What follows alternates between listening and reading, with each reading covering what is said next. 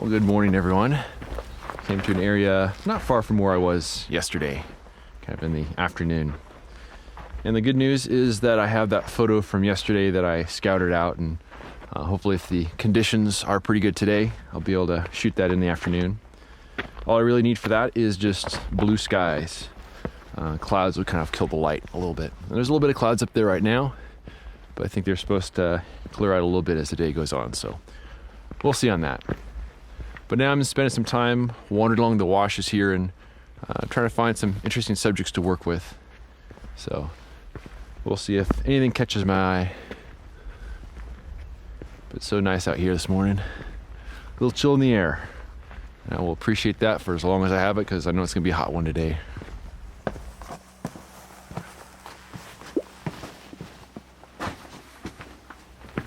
So I just walked past a tree that I photographed about this exact same time of year last year, almost to the day.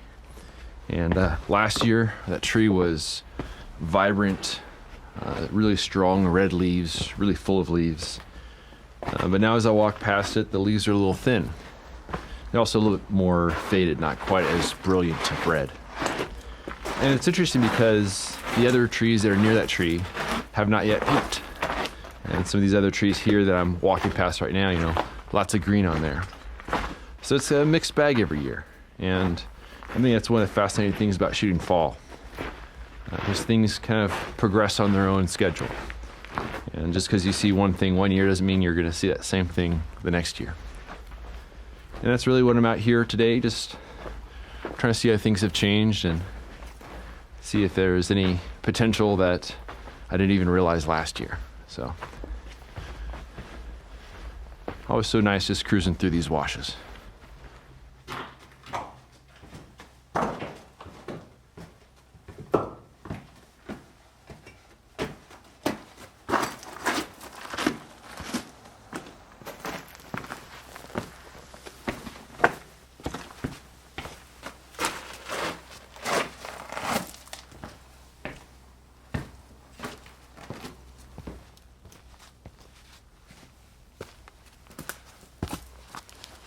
So as the morning has progressed, there's some clouds filling the sky right now.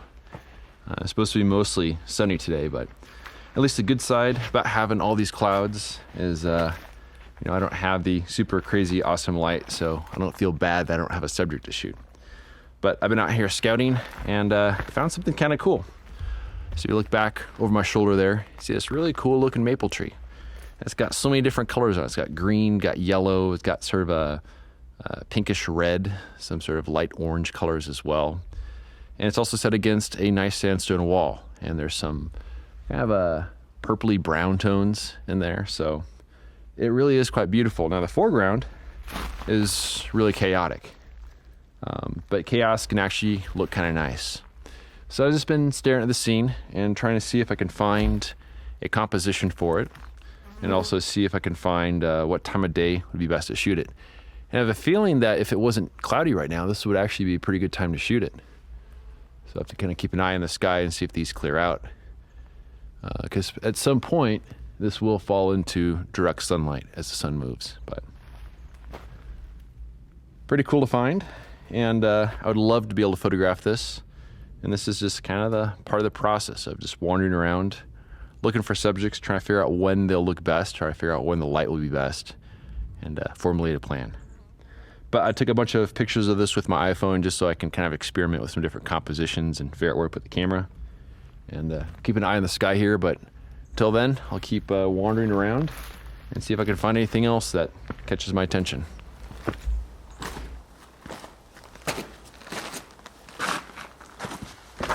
So I went back to my truck and read a book for a little while because the clouds were really building in, and there just wasn't really any direct light to work with. But now there's some blue sky up there, and I have a very strong feeling that the tree I found this morning is not going to be shootable right now. I have a feeling that there's going to be some direct sunlight hitting it or hitting in the background, but at least I'll go over there and take a look at it. I grabbed my camera, so I have that with me. But also, if I do happen to see some kind of cool, smaller scenes, I can work with that as well. My afternoon photo, probably shoot that around maybe 3 or so in the afternoon, assuming that the sky cooperates here. So in many ways, I'm just kind of killing time between now and then, but also keeping an eye out for interesting things.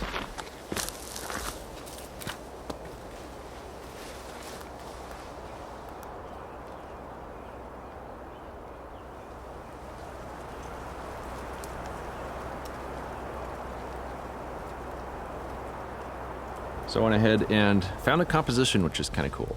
I was struggling between a couple different ideas of vertical and horizontal and different focal lengths, but ultimately I decided on a wide angle horizontal composition. And I'm not going to be shooting the photo today because my window for light is gone. First of all, the clouds have built in a lot more. And also with it has come some wind.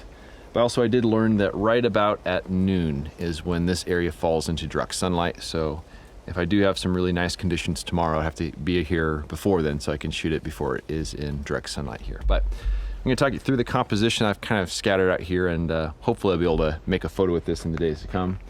We got this really cool looking tree right here, some yellows and greens and orange and sort of a pastel kind of range of colors, which I think is pretty cool looking. I love it when the trees are in transition like this, as opposed to just kind of all one color. Another thing that caught my attention, these big rocks right here, they look like steps.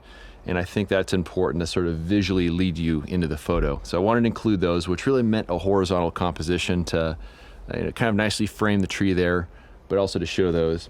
And the thing that I was a little uneasy about is this large dominant kind of orangey sandstone wall back over there, kind of the feature just on the left side.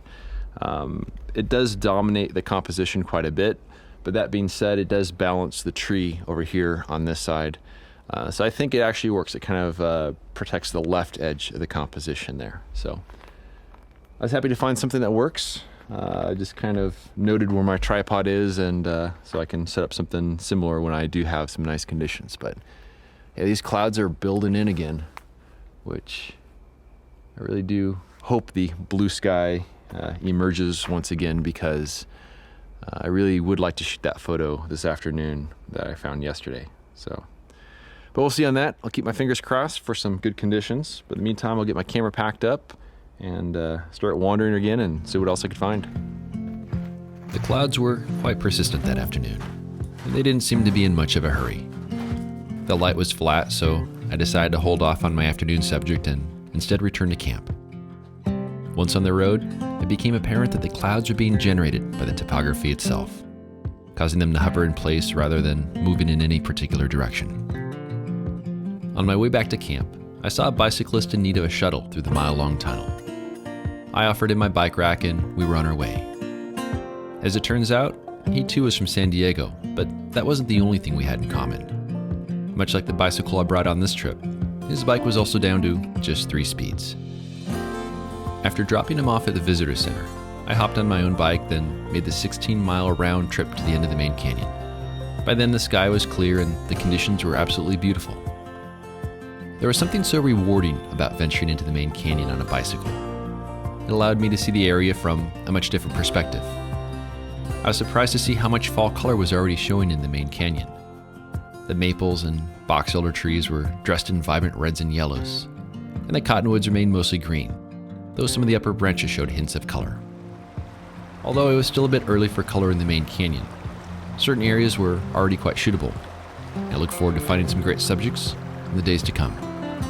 Thanks so much for watching, and we'll see you around next time. If you enjoy this ad-free and clickbait-free content and want to help me live my dream, a voluntary contribution of just $24 a year helps keep my gas tank full and my film freezer stocked. For more information on how to support me and my work, please visit the donation section of my website at benhorne.com/donate. I also have prints and my portfolio box set available on my website. You can find a direct link down below in the show notes. Thanks in advance for your support.